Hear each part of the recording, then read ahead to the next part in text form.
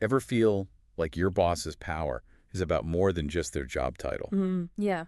Like it's tied to your own sense of self at work. Right. That's what we're diving into today. Cool. This study explores exactly that, how we see our supervisor's power and how it connects to who we are at work. Okay. The paper is called Accounting for Subordinate Perceptions of Supervisor Power. Catchy. It's an identity dependence model by Stephen M. Farmer Okay. and Herman Aguinas. Goonies. Rhymes with beer. Oh, got it. So what do you think is the core argument here? Well, it seems like the paper is saying that supervisors, they have more power in our eyes when they control the stuff we need to feel good at our jobs. You mean to feel successful and competent? Yeah, exactly. Like they hold the keys to our success, in a way. It's not just about their official authority then. Right. It's about how much they can impact the things that make us feel good about ourselves at work. It's like they have influence over the things that help us build our professional identity. Exactly. Think about it like this. Imagine a software developer whose main goal is to write really elegant code, efficient code. Okay, yeah. And their manager has the power to greenlight all the innovative projects. I see where you're going with this. Suddenly, that manager becomes pretty important to them. It's like the manager holds the key to what that developer values most, that ability to create and innovate. Exactly. The study also points out something else interesting. It's not just the amount of power a supervisor has. Okay. It's also about how much they want to use that power to help the employee. Ooh, that adds another layer to it. Yeah, and that's where the 4 different scenarios come in. Each one impacts the employee differently. Okay, I'm really curious to unpack these scenarios. Yeah, let's dive in. So first up, we've got apathy. Right. This is where the supervisor has low power, and they don't seem that interested in using it to support their employees. Basically, yeah. Low power, low intention. So like a boss who doesn't have much influence. Yeah. And doesn't seem to care about helping their employees reach their goals. Exactly. The paper says this usually leads to disengagement from the employees. And probably a good deal of frustration too, right? Oh, absolutely. It makes sense. If you don't feel supported by your boss and you don't see them as someone who can help you grow, well, you're going to start looking for opportunities elsewhere. Makes total sense. And that's a key takeaway here. When supervisors aren't giving us what we need to feel successful, we'll start looking for it somewhere else. We'll look for validation and support somewhere else. Yeah. Exactly. Okay, so what about when the boss is supportive, but they just don't have the power to actually make things happen? Right. The researchers call this hope, right? They do, yeah. Hope is a really interesting one. What's so interesting about it? Well, it describes a supervisor who's on the employee's side. They want to help, but Right. they just don't have the resources or the authority to really do anything. That sounds frustrating for both of them. Yeah, the employee is kind of stuck in a waiting game, hoping things will change, hoping their boss will suddenly get the power to help them. It's like clinging to potential instead of facing reality. It is, and sometimes it actually keeps people in jobs longer than they should stay, even if they aren't happy. That's kind of sad in a way. Yeah, it can be. Okay, so we've talked about apathy and hope. Both are about supervisors with limited power. Right. What about when a supervisor has lots of power but doesn't use it to help their employees? Yeah. That's where things get a little more complex. That's progressive withdrawal, right? It is, and it can be one of the most damaging dynamics for an employee. Why is that? Well, because it feels like a betrayal, almost. Yeah. This person has all the resources and influence they need to help you succeed, but they're choosing not to.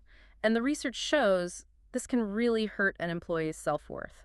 Yeah, I can imagine that. You start to feel overlooked. And undervalued. Exactly. So then what happens? Well, the study found that a lot of times people just quit their jobs. Or even worse. What could be worse than quitting? They give up on their career goals completely. Wow, that's pretty disheartening. It is, yeah. Makes progressive withdrawal sound pretty bleak. It can be. Thankfully, there's another scenario, Right. which is like the total opposite. Totally. The researchers call this one confirmation. Yeah. And this is where the supervisor actually wants to use their power to help their employees. Yes, they have high power and they have high intention to use it for the employee's benefit. So confirmation is like the ideal workplace situation. It is. It really is. You have a supervisor who's both capable and eager to support your growth.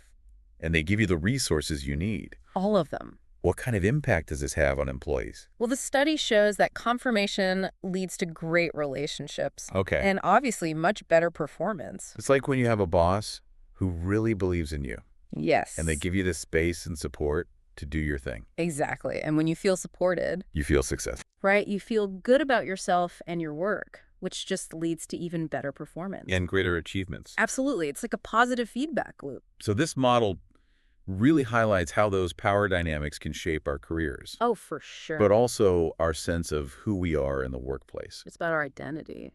So what does all this mean for our listeners out there navigating their own professional journeys? Well, I think the biggest thing is self-awareness. Okay. Before you even start looking at your supervisor, you need to figure out your own professional identity. What motivates me? Right. What kind of work environment do I thrive in? What are my must-haves to feel successful? Exactly. You got to know yourself first. It's like checking in with your own internal compass. It is. And once you have that clarity, then you can start to look at your work situation a little more objectively. So then what? Ask yourself, does my supervisor have the power to give me what I need? And are they actually invested in my success? Exactly. Are they willing to use their influence to help me grow? And what if the answer is no? Should I start looking for a new job? Not necessarily, but it might be time to get a little creative. How so? Think about where else you can get those resources and support.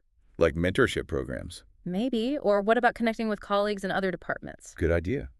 They might be able to offer some guidance. Exactly. The point is, you need to take ownership of your own career. Don't wait for things to change on their own. Right. Be proactive. Seek out the resources you need, whether it's from your boss or somewhere else. I like that, taking action. Yeah. It's not about feeling powerless. It's about understanding the situation so you can make better decisions. I agree completely. So as we wrap up this deep dive, I want to leave our listeners with a final thought. Okay. Think about your own journey. What resources have been most important to you? What has made you feel successful and fulfilled? Where did you find those resources, and where might you need to look for them in the future? That's a great question to think about. And remember, ultimately, you have the power to shape your own career. Yeah, it's a good reminder that we're not just stuck. Right. We can actually understand these power dynamics And navigate them. and even find support in other places. Exactly. We have options. That's what's so cool about this research. I agree. It helps us see these unspoken dynamics, That are always there. and then it gives us the tools to make good decisions More informed decisions, for sure. about our careers. Yes. So if you're feeling stuck, Or unhappy in your job. don't just think it's a personality clash with your boss. Or the wrong company. Take a step back and really think about the power dynamics going on. You think about the bigger picture. Ask yourself, what do I need to thrive in this role? What resources am I missing? Does my supervisor have those resources? And do they want to use them to help me? Because if the answer is no, To either of those, it might be time to think about how you can fix that. how can I bridge that gap? Maybe you need to talk to your boss, Tell them what you need, what your goals are. what you're hoping for, Or maybe you need to find a mentor or some development opportunities. outside your team. It's all about taking charge. Don't just sit around and wait. Be proactive. Find what you need to be successful. Absolutely. I love that. Me too. It's a great reminder that we all have the power to shape our own careers. We do.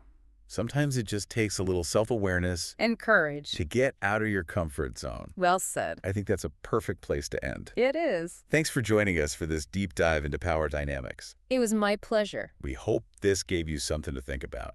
As you navigate your own career Remember, you have the power to create a work life that is fulfilling and aligns with your values, and lets you be your true self. your authentic self.